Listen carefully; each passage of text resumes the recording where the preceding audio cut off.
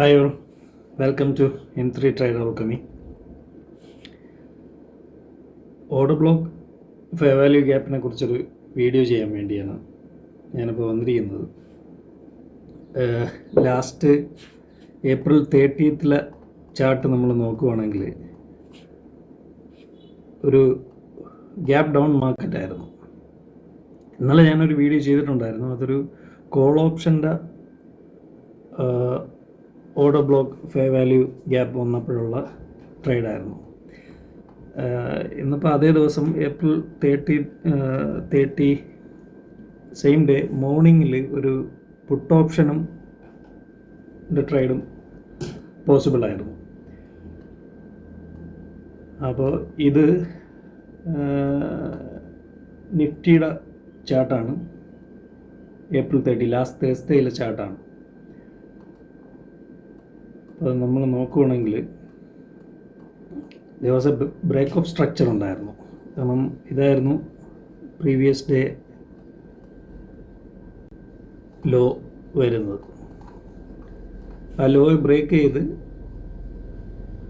Market open ആയത് below 24,000 ആയിരുന്നു. അപ്പം നമ്മളൊരു 23,900 പുട്ട് ഓപ്ഷൻ്റെ ചാർട്ട് നോക്കുകയാണെങ്കിൽ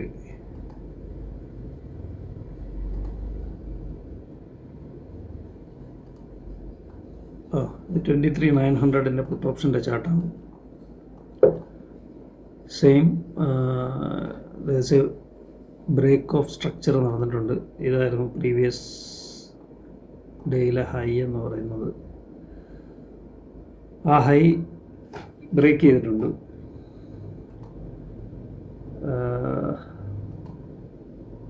നമ്മളൊരു 5 മിനിറ്റ് ഇതിലോട്ട് കൺവേർട്ട് ചെയ്യുകയാണെങ്കിൽ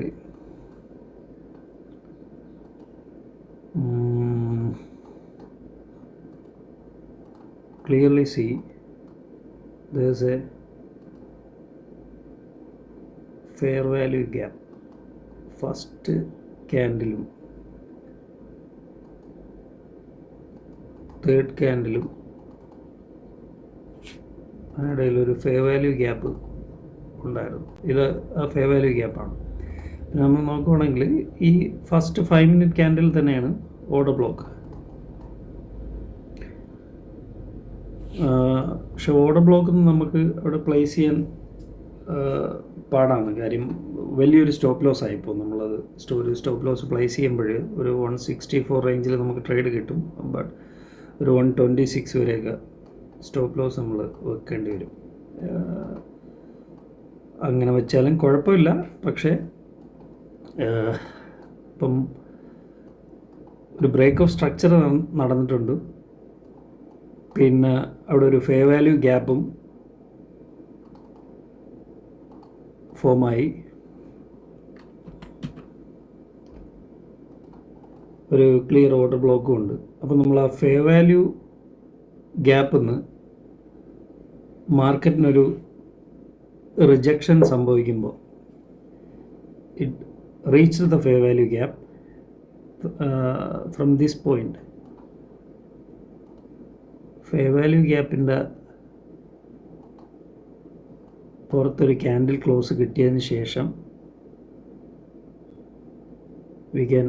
നമുക്ക് ആ ക്യാൻഡിലിന് തന്നെ ലോ സ്റ്റോപ്പ് ലോസ് ആയിട്ട് വെച്ചിട്ട് ഒരു 1:2 റിസ്ക് റിവാർഡിൽ നമുക്കൊരു ട്രേഡ് എക്സിക്യൂട്ട് ചെയ്യാവുന്നതാണ്. അതായത് 185 നമ്മളൊരു ഓർഡർ എടുക്കുകയാണെങ്കിൽ 225 ഓൾമോസ്റ്റ് ഒരു 40 പോയിൻറ്റ്സിൻ്റെ ഒരു പുട്ട് ഓപ്ഷൻ 23,900 പുട്ട് ഓപ്ഷൻ നമുക്ക് രാവിലെ തന്നെ ട്രേഡ് കിട്ടുമായിരുന്നു. ഇതേ ഡേയിൽ തന്നെ ഒരു കോൾ ഓപ്ഷൻ്റെ ഒരു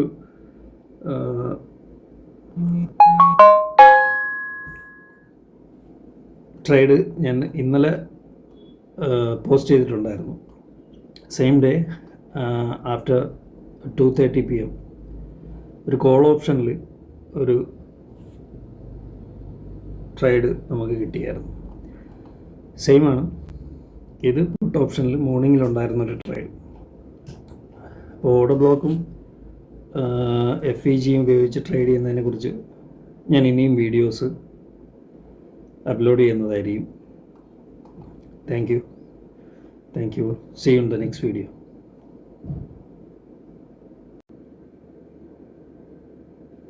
Hi all, welcome to M3 Trade Alchemy. Order block fair value ഗ്യാപ്പിനെ കുറിച്ചൊരു വീഡിയോ ചെയ്യാൻ വേണ്ടിയാണ് ഞാനിപ്പോൾ വന്നിരിക്കുന്നത്. ലാസ്റ്റ് April 30th ചാർട്ട് നമ്മൾ നോക്കുകയാണെങ്കിൽ ഒരു ഗ്യാപ്പ് ഡൗൺ മാർക്കറ്റായിരുന്നു. ഇന്നലെ ഞാനൊരു വീഡിയോ ചെയ്തിട്ടുണ്ടായിരുന്നു. അതൊരു കോൾ ഓപ്ഷൻ്റെ order block fair value gap വന്നപ്പോഴുള്ള ട്രേഡായിരുന്നു. ഇന്നിപ്പോൾ അതേ ദിവസം April 30 സെയിം ഡേ മോർണിംഗിൽ ഒരു പുട്ട് ഓപ്ഷനും ട്രേഡും പോസിബിളായിരുന്നു.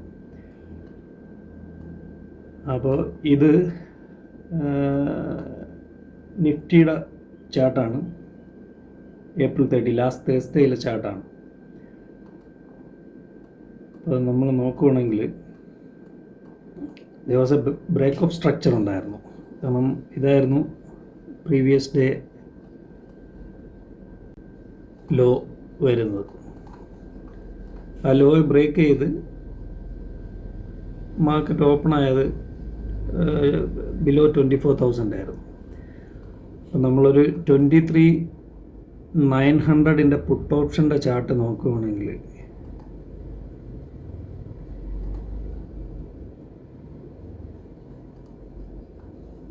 ഇത് 23,900 പുട്ട് ഓപ്ഷൻ്റെ ചാർട്ടാണ്. സെയിം ബ്രേക്ക് ഓഫ് സ്ട്രക്ചർ നടന്നിട്ടുണ്ട്. ഇതായിരുന്നു പ്രീവിയസ് ഡേയിലെ ഹൈ എന്ന് പറയുന്നത്. ആ ഹൈ ബ്രേക്ക് ചെയ്തിട്ടുണ്ട്.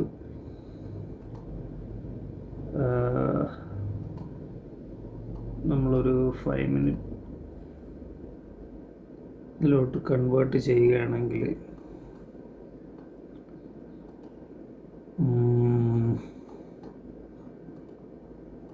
clearly see there's a fair value gap. First candle, third candle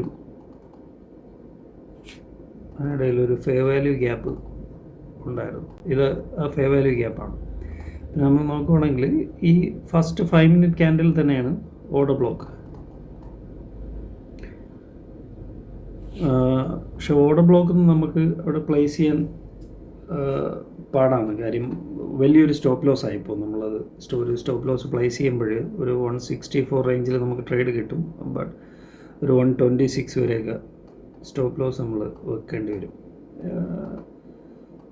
അങ്ങനെ വെച്ചാലും കുഴപ്പമില്ല. പക്ഷേ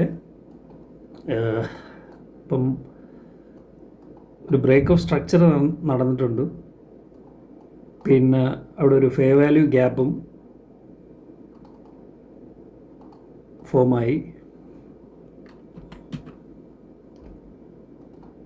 ഒരു ക്ലിയർ ഓർഡർ ബ്ലോക്കും ഉണ്ട്. അപ്പോൾ നമ്മൾ ആ ഫെയർ വാല്യൂ ഗ്യാപ്പിൽ നിന്ന് മാർക്കറ്റിനൊരു റിജക്ഷൻ സംഭവിക്കുമ്പോൾ it reach the fair value gap from this point. Fair value ഗ്യാപ്പിൻ്റെ പുറത്തൊരു ക്യാൻഡിൽ ക്ലോസ് കിട്ടിയതിന് ശേഷം നമുക്ക് ആ ക്യാൻഡിലിന് തന്നെ ലോ സ്റ്റോപ്പ് ലോസ് ആയിട്ട് വെച്ചിട്ട് ഒരു 1:2 റിസ്ക് റിവാർഡിൽ നമുക്കൊരു ട്രേഡ് എക്സിക്യൂട്ട് ചെയ്യാവുന്നതാണ്. അതായത് 185 നമ്മളൊരു ഓർഡർ എടുക്കുകയാണെങ്കിൽ 225 ഓൾമോസ്റ്റ് ഒരു 40 പോയിൻറ്റ്സിൻ്റെ ഒരു പുട്ട് ഓപ്ഷൻ 23,900 പുട്ട് ഓപ്ഷൻ നമുക്ക് രാവിലെ തന്നെ ട്രേഡ് കിട്ടുമായിരുന്നു. ഇതേ ഡേയിൽ തന്നെ ഒരു കോൾ ഓപ്ഷൻ്റെ ഒരു